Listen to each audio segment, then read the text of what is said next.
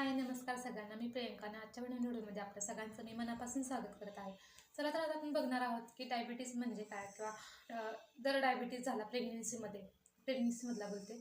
प्रेग्नेन्सीमध्ये जर डायबिटीज झाला तर त्याच्यावरती आपण कोणता आहार घेतला पाहिजे किंवा ती शुगर कशी नियंत्रित आणली पाहिजे, त्याच्यामुळे आईला किंवा बाळाला कोणते धोके होऊ शकतात व ते धोके टाळण्यासाठी आपण काय करू शकतो यात आपण बघणार आहोत.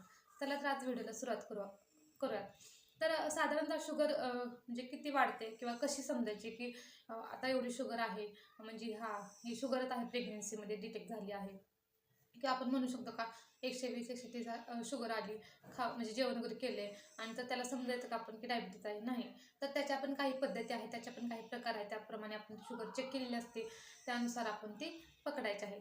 जर आपण रॅन्डम शुगर चेक केली आहे की जेवण केलेलं आहे, काहीतरी खाल्ले 1-2 तास झाले आहे, त्यानंतर आपण रॅन्डम शुगर केली तर ती 140पेक्षा जास्त आली आहे, तर आपण त्याच्या बाकीच्या टेस्ट ज्या आहेत, फास्टिंग पी त्या करून घ्यायच्या आहेत. आणि त्यानंतर जेव्हा गरोदर असताना OGTT ह्या आपण ज्या टेस्ट करतो त्या 24 आठवडे पूर्ण झाल्यानंतर आपण त्या टेस्ट करायच्या आहेत. तर त्या टेस्टमध्ये कसं असतं की एक ग्लास 200 ते 300 ml पाणी घ्यायचं आणि त्याच्यामध्ये आपल्याला हॉस्पिटलमधून 75% ग्लुकोजची पावडर ही देतात आणि ती पावडर टाकून आपण ती प्यायची आहे. थोडाफार नाश्ता केला तरी चालतो आणि त्यानंतर 2 तासाने आपल्याला ती टेस्ट करायची आहे. जर त्याच्यामध्ये शुगरचं प्रमाण जास्त आलं असेल तर आपण म्हणायचं की ही डायबिटीसच्या रेंजमध्ये जाऊ शकते किंवा हिला डायबिटीस ह्यामध्ये डायबिटीस असू शकतो.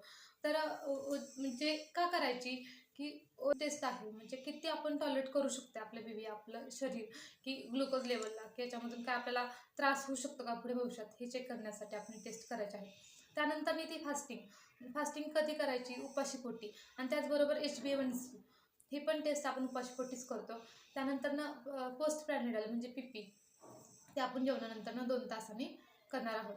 तर ह्या सगळ्या टेस्टचं प्रमाण कसं आहे, जर 110 फास्टिंगची शुगर 110पेक्षा जास्त आली तर आपण समजायचं की हे त्यानंतरनं HbA1c पण 6.5च्या पुढे गेलं ना तर त्यालासुद्धा आपण डायबिटीस हा डिटेक्ट करतो. त्यानंतरनं येतं फर्स्ट प्रॅनिडल, ती 140 ते 200 त्या पण पुढे असेल, 140च्या पुढे असेल तर त्यांना आपण शुगर आहे किंवा प्रेग्नन्सी GDM आहे असं डिटेक्ट करू शकतो. तर ते सगळं डिटेक्ट कोण करणार, तर डॉक्टर ठरवणार की आपल्याला शुगरचं प्रमाण कसं आहे किंवा कसं नाही. तर यासाठी आपल्याला आपला डाएट प्लॅन किंवा आपला डाएट चार्ट जो आहे तो आपल्याला तयार करायचा आहे स्वतःचा. काय खायचं नाही. आता कोणी काय सांगेल की हे चालत नाही, ते चालत नाही, पण आपण सगळंच अन्न पाणी बंद करणार आहे का, हे खाऊ नका ते खाऊ नका, कारण जर सगळंच बंद केलं तर आपल्या बाळाला पोषण काय मिळणार, त्यानंतर आपली एकदम शुगर लो झाली तर काय करणार. तर त्यासाठी भरपूर अशा गोष्टी आहेत की आपण त्या व्यवस्थित आणि योग्य प्रमाणात खाल्ल्या तर आपली शुगर ही कंट्रोलमध्ये राहू शकते. आणि ज्या काही गोष्टी आहेत त्या पूर्णपणे टाळल्यात, म्हणजे खाल्ल्याच नाहीत, तर आपली शुगर ही कंट्रोलमध्ये राहू शकते. तर अजिबात टेन्शन न घेता ह्या गोष्टी आपण करू शकतो किंवा आपला डाएट चार्ट बनवून आपली प्रेग्नन्सी व्यवस्थित आपण शेवटपर्यंत नेऊ शकतो आणि आपण छान असं गोंडस बाळाला जन्म देऊ शकतो. ह्या गोष्टी सहज शक्य आहेत आणि होऊ शकतात. चला तर आपण बघू आता काय काय खायचं आहे आणि काय खायचं नाही ते. पहिले तर आपण 3 वेळचं जेवण आहे ते व्यवस्थित करायचं आहे. त्यानंतर मध्ये मध्ये हलका 1 ते 2 वेळा नाश्ता घ्यायचा आहे आणि थोड्या वेळाने आपल्याला ते खायचं आहे.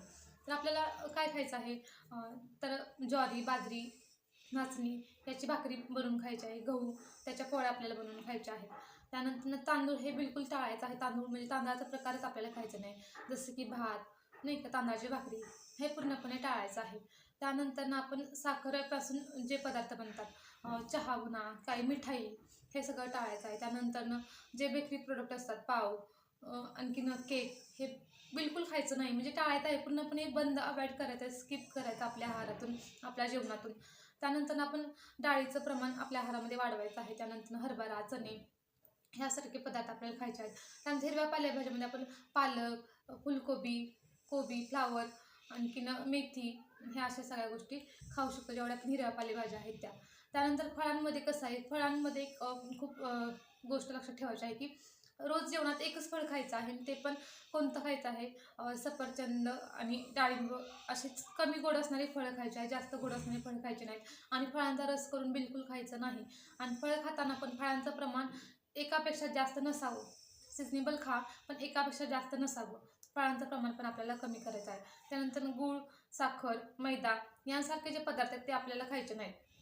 तर आपल्याला खायचं काय आहे, कसं खायचं आहे. सकाळी नाश्त्यामध्ये आपल्याला प्रोटीनयुक्त आहार आणि कार्बोहायड्रेटयुक्त आहार घ्यायचा आहे. तर त्याच्यामध्ये प्रोटीनमध्ये आपण काय काय खाऊ शकतो, अंडी खाऊ शकतो, दूध खाऊ शकतो.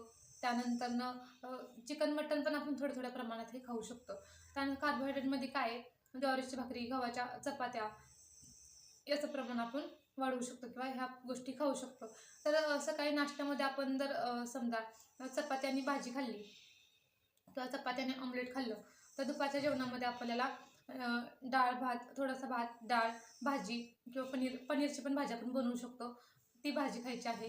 त्यानंतरनं एक भाकरी किंवा 2 चपाती यापैकी आपल्याला ऑप्शन निवडायचा आहे.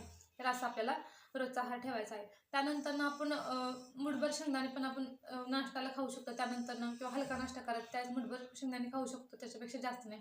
किंवा 3 ते 4 भिजवलेले बदाम आपल्याला खायचे आहेत. त्यानंतर ड्रायफ्रुट्समध्ये आपल्याला अजून अक्रोड, बदाम आणि काजू. काजू पण कमी, पण म्हणजे खजूर खाऊ शकतो आपण. एखादी जास्त नाही खायची. रोजच्या आहारामध्ये किंवा रोजच्या नाश्त्यामध्ये आपण एक खजूर तर म्हणजे ठेवू शकतो. आणि फळ पण आपल्याला जेवणासोबत खायचं आहे. असं एकदम उपाशीपोटी किंवा फक्त फळच खायचं आहे आणि त्यानंतर आपण काहीच खायचं नाही असं करायचं नाही फळांच्या बाबतीमध्ये. त्यानंतरनं ह्या सगळ्या गोष्टी आपण व्यवस्थित फॉलो केल्या तर आपली शुगर ही कंट्रोलमध्ये राहण्यास मदत होते. त्यानंतरनं आपल्याला भरपूर पाणी प्यायचं आहे. पाण्याचं प्रमाण भरपूर ठेवायचं आहे किंवा गोड पदार्थ किंवा गोड पेय जे आहेत ते पूर्णपणे टाळायचे आहेत. त्यानंतरनं जे आपल्याला कोल्ड्रिंक्स असतात त्या पण आपण प्यायच्या नाहीत, कारण त्याच्यामध्ये पण जे सेडेटिव्स असतात ना, त्याच्यामुळे पण आपली शुगर लेवल ही हाय होऊ शकते. त्यामुळे ते पण आपल्याला असं पूर्णपणे स्किप करायचं आहे आणि पाण्याचं प्रमाण हे आपल्याला वाढवायचं आहे. त्यानंतरनं आपण आपली शुगर ही नियमितपणे चेक करायची आहे. मंथली किंवा आपल्याला जसं सांगते तसं डॉक्टर कधी या, कधी चेक करायचं, असं रुटीन तुमचं चेकअप असेल त्याप्रमाणे आपण शुगर पण तुमची चेक करायची आहे आणि बघायचं आहे प्रत्येक लेवलमध्ये आहे का नाही किंवा कमी जास्त आहे. शुगरची कोणती मेडिसिन चालू आहे का. बरं, मेडिसिन जर चालू असेल तर मेडिसिन खायची आहे, स्किप करायची नाही. जरी आपली शुगर कंट्रोलमध्ये आली तरी पण जी मेडिसिन ॲडवाईस केली ती त्या योग्य प्रमाणात घ्यायचीच आहे. त्यानंतर मेडिसिन घेताना पूर्णपणे पोटभर नाश्ता करायचा आहे, तेव्हाच मेडिसिन घ्यायची आहे. कारण की जर मेडिसिन घेतली आणि तुम्ही नाश्ता स्किप केला तर तुम्हाला चक्कर येऊ शकते, तुम्हाला एकदम गिडीनेस येऊन तुम्ही पडू शकता. तर तुम्ही प्रेग्नेंट आहे तर कसं पडाल हे तर सांगू नाही शकत. म्हणजे तुम्हाला आणि तुमच्या बाळाला ही इजा होऊ शकते. त्यामुळे ह्या सगळे लक्षणे किंवा हा सगळा धोका टाळण्यासाठी व्यवस्थित प्रकारे आपलं रुटीन आपण बसवायचं आहे. तरी पण मी तुम्हाला 7 दिवसांचा रुटीन डाएट चार्ट हा मी देते. त्यानंतर तुम्ही त्याचा स्क्रीनशॉट वगैरे काढून ठेवा तुमच्याकडे, तुम्हाला उपयोगाला येईल असं एका पेजवरती मी लिहून ते तुम्हाला मी पाठवते. तर त्याप्रमाणे तुम्ही तुमचा डाएट चार्ट हा फॉलो करा. चलो बाय बाय. व्हिडिओ आवडल्यास नक्की लाईक करा, शेअर करा, कमेंट करा आणि काय तुमचे क्वेश्चन असतील तर ते तुम्ही विचारा. चलो बाय बाय.